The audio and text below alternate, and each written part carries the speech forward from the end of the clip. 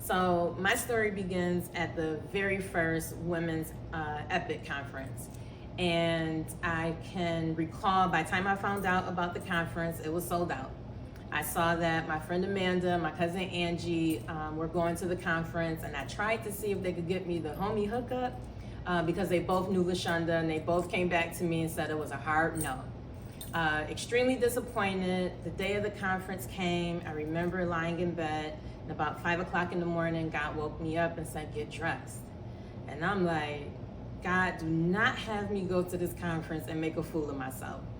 And it was very clear again. He said, get dressed. So I got up, I got dressed, and honey, I got dressed, okay? Showed up at the conference. I remember going up to the table and them asking me my name, and I leaned over and whispered, I don't have a ticket. And one of the ladies looked at me and she said, ooh, you bold. She was like, I like that. So she got up, a few minutes later, came back. She said, do you have cash to pay for the ticket? I ran to the ATM machine, came back, gave him the cash, got into the conference.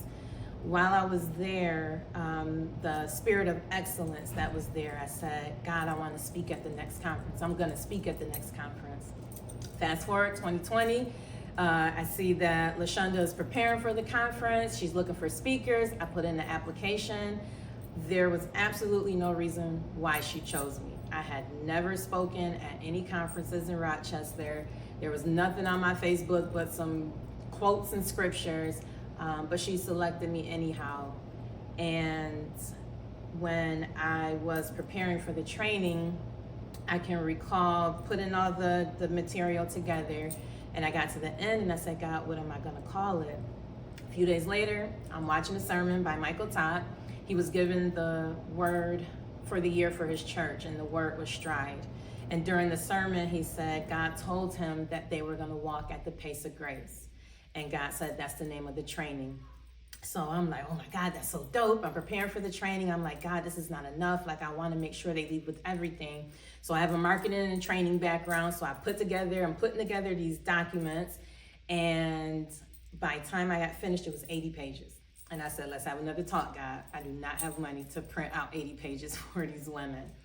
And clear as day, in that instant, he said, this is the first workbook. And I remember going, okay, God. And I went back, redid it, revamped it, put some more content in it. I just released the workbook at the Tea Party this year, hosted by Amanda Williams. And it has caught fire. Definitely not what I was expecting.